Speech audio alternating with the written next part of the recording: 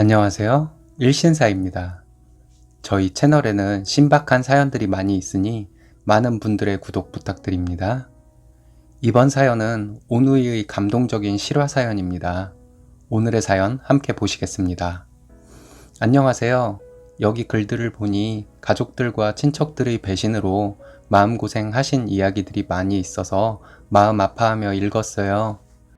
읽으면서 어떻게 가족끼리 저럴 수가 있을까 하면서 이해가 되지 않았지만 저도 결혼을 해보니 자기 딸린 식구들이 있으면 형제지간에 한번 나쁜 놈 되고 돈이나 차지하자 하는 생각을 하는 사람이 있을 수도 있겠구나 하는 생각을 한 적이 있습니다. 한편으로는 이해도 가면서 한편으로는 화가 나는 마음으로 글들을 읽었네요. 저는 그 반대되는 이야기를 해보려고 해요. 얼마 전 젊은 나이에 중풍으로 쓰러져 중증 장애를 입은 우리 오빠 얘기예요. 여기에라도 이렇게 제 얘기를 하면 좀 제 마음이 편해질까 해서 글을 씁니다. 저는 35살 결혼한 지 2년 된 아기 엄마입니다. 저는 한쪽 손이 없어요. 20살 때 친구가 운전하는 차의 조수석에 타고 가다가 유리창에 팔을 걸치고 가는 도중에 친구의 운전 미숙으로 차의 오른쪽 면을 벽에 심하게 긁으면서 제 팔도 으스러지는 사고를 당했어요. 병원에서는 제 오른쪽 팔이 회생불능이라며 절단을 권했고 그렇게 오른팔을 잃었습니다. 팔꿈치 바로 아랫부분을 절단했다고 보시면 돼요. 저는 가난한 집에서 자랐습니다.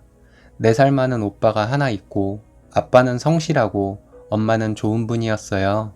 아빠가 열심히 벌고 했지만 저희 부모님이 워낙 맨주먹으로 시작을 하셨던 분들이라 가난을 금세 극복할 수가 없었나 봐요.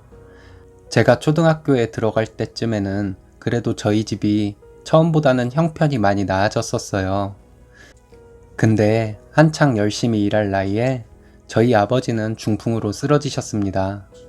저희 할아버지도 젊은 나이에 중풍으로 돌아가셨다는 얘기를 들었는데 아마도 중풍이 저희 친가 쪽 유전인 것 같아요. 그리고 저희 아빠는 1년 뒤에 돌아가셨어요.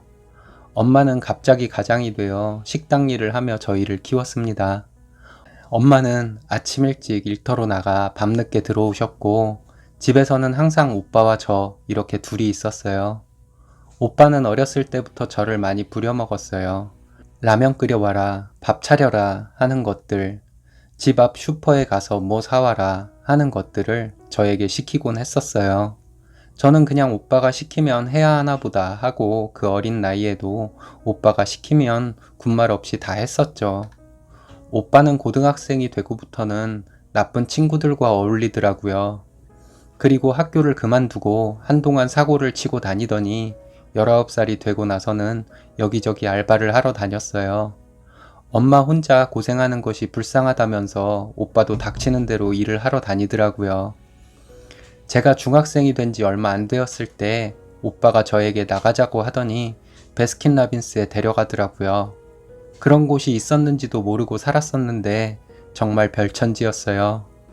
오빠는 여러 가지 맛을 섞어서 아이스크림을 주문하고 저에게 먹으라고 했어요.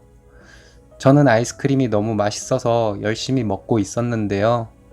오빠는 자기가 제일 좋아하는 게 피스타치오 아몬드라고 하면서 이거 맛있지 않냐고 하더라고요. 저는 치약 맛이라서 별로였는데 그냥 맛있다고 했습니다. 그리고 큰 통 하나를 다 먹었어요. 오빠가 화장실을 갔다 온다더니 눈이 빨개져서 돌아왔더라고요. 그때는 몰랐습니다. 오빠는 중학생이 돼서야 베스킨라빈스에 처음 와본 제가 불쌍해서 화장실 가서 울고 왔던 거였어요. 그리고 집에 돌아오는 길에 오빠가 자기 돈 많이 번다며 아이스크림 먹고 싶으면 언제든 얘기하라고 하더라고요. 뭔가 모를 뭉클함 같은 것이 있었지만 그냥 알았다고 했습니다. 제가 중학교 졸업할 때쯤부터 오빠는 지방으로 공사장에 일을 하러 다닌다며 집을 나가서 살았어요.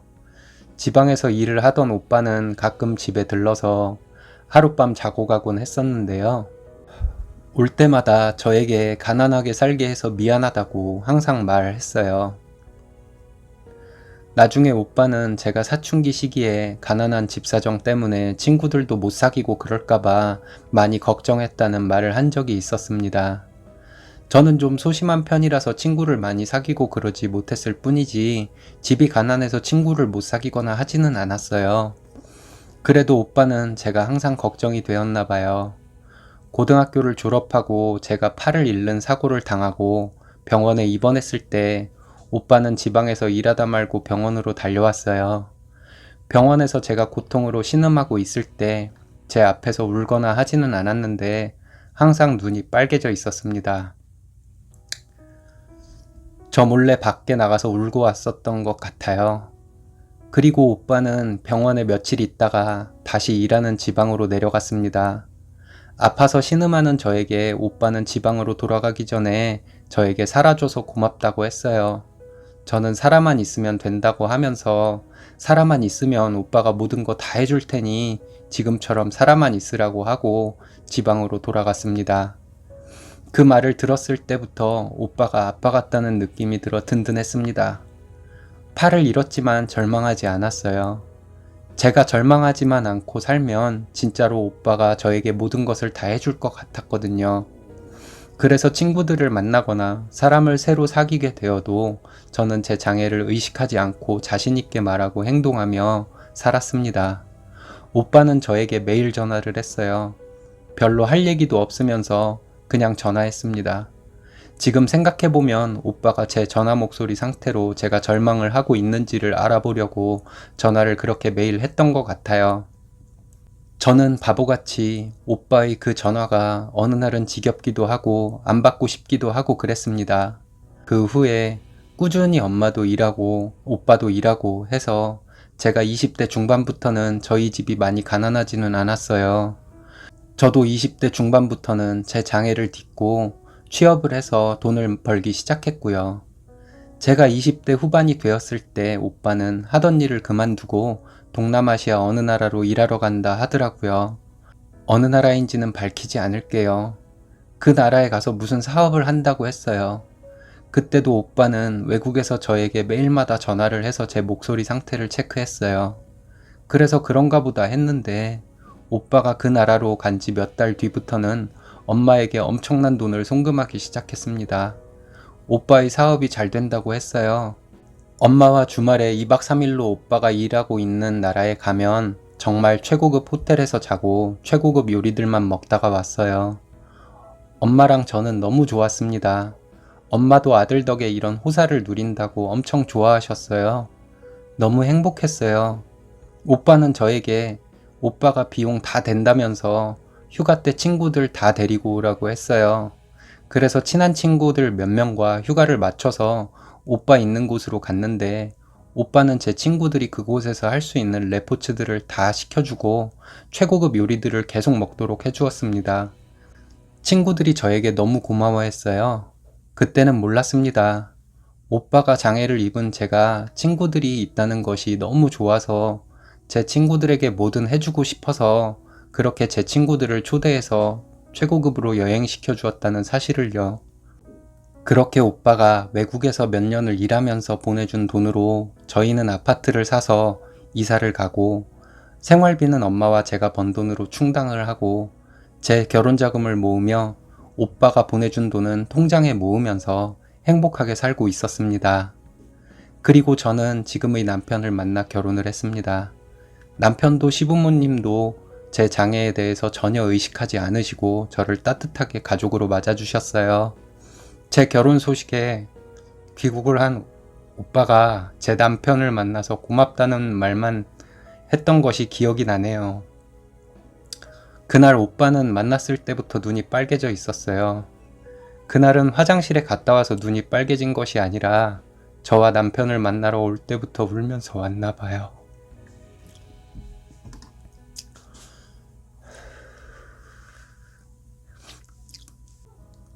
장애가 있는 동생이 결혼할 남자가 있다는 사실이 오빠는 많이 좋았나 봐요.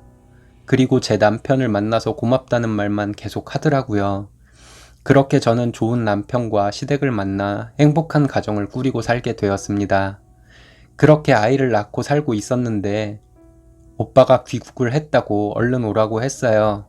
무슨 나쁜 일인 것 같아서 아이를 시댁에 맡기고 엄마가 알려준 병원으로 달려갔습니다. 오빠는 중풍으로 쓰러져서 귀국을 하게 된 것이었어요. 정말 하늘이 무너지는 줄 알았습니다. 오빠가 저에게 그랬던 것처럼 오빠를 부여잡고 며칠을 울었습니다. 울고 또 울었어요. 병원에서 수술을 받고 몇 달간 치료를 받다가 오빠는 퇴원을 했습니다. 어린 나이부터 집을 위해서 일만 하다가 결혼도 못하고 살아온 오빠가 너무 불쌍했어요.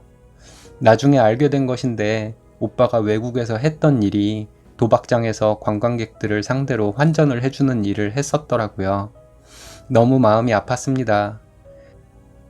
다른 사람들이 보기에는 우리 오빠가 그저 한 명의 범법자로 보이실 수도 있겠지만 저와 엄마가 가난하게 사는 것이 안쓰러워서 20대를 일만 하면서 보낸 오빠가 또 저와 엄마를 위해서 돈을 많이 벌기 위해서 위험을 감수하고 그런 일을 하며 외국에서 고생을 했다는 사실에 가슴이 찢어질 듯이 아팠습니다. 오빠는 저를 위해서만 살아왔지 자신의 인생을 살아본 적이 없잖아요. 퇴원 후에 엄마가 오빠와 함께 살며 병수발을 하면서 같이 살고 저는 아이 때문에 매일 오빠를 찾아가기는 힘들었지만 최대한 자주 찾아가서 오빠를 만났습니다. 만나서 오빠와 이런저런 얘기도 하고 우리 아기도 보여주고 그랬어요. 그렇게 오빠는 재활과 치료를 받아 지팡이를 짚고 걷는 정도까지 되었습니다. 우리 아이도 좀 커서 아장아장 걷고 오빠를 만나면 오빠에게 잘 안겨요. 우리 오빠는 말을 어눌하게 하지만 우리 아이를 보면 정말 좋아해요. 제가 오빠에게 하고 싶은 말이 있었는데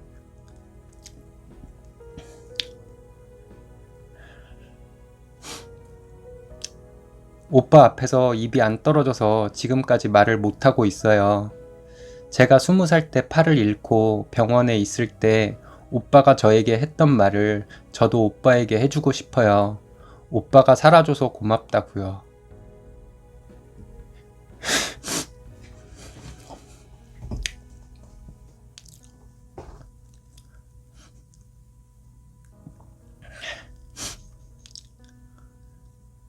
사람만 있어주면 내가 다 해줄 테니 지금처럼 사람만 있어달라고요.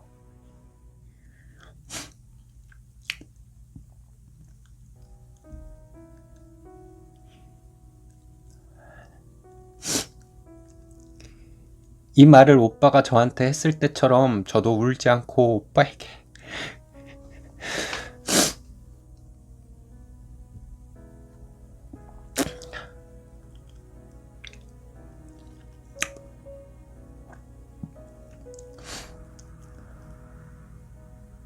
이 말을 오빠가 저한테 했을 때처럼 저도 울지 않고 오빠에게 얘기해야 하는데 얘기하다가 울 것 같아서 지금까지 하지 못하고 있어요. 남편과 시어머니께 이 얘기를 했더니 제가 오빠에게 꼭 해야 하는 말이라고 하면서 울지 말고 꼭 오빠에게 얘기하라고 하더라고요. 지금 오빠 앞에서 울지 않고 이 말을 하려고 연습 중입니다. 아이를 키우면서 생각해 봅니다. 아빠가 돌아가시고 삶에 지쳐 엄마가 우리를 버렸으면 내가 이렇게 행복한 가정을 꾸릴 수 있었을까? 20살 때 팔을 잃는 사고를 당하고 오빠가 내 곁을 든든하게 지켜주고 응원해주지 않았더라면 내가 그렇게 자신감을 잃지 않고 직장을 다니고 결혼을 할 수 있었을까 하는 생각이요. 오빠에게 언젠가 울지 않고 꼭 얘기할 거예요. 살아줘서 고맙다고요. 살아만 있으면 제가 오빠에게 다 해줄 거라고요. 제 얘기 들어주셔서 감사합니다. 쓰니님도 가족들도 시댁 식구들도 모두 마음 따뜻한 분들이군요. 이런 감동적인 이야기를 많은 분들께 제가 직접 들려줄 수 있다는 것이 영광이라는 생각이 듭니다. 너무 감사합니다. 오늘의 사연은 여기까지입니다. 재밌으셨다면 좋아요, 구독 부탁드려요. 일신사는 여러분의 사연으로 제작됩니다. 많은 사연 제보 바랍니다. 여러분들의 사연은 아래 메일 주소로 부탁드려요.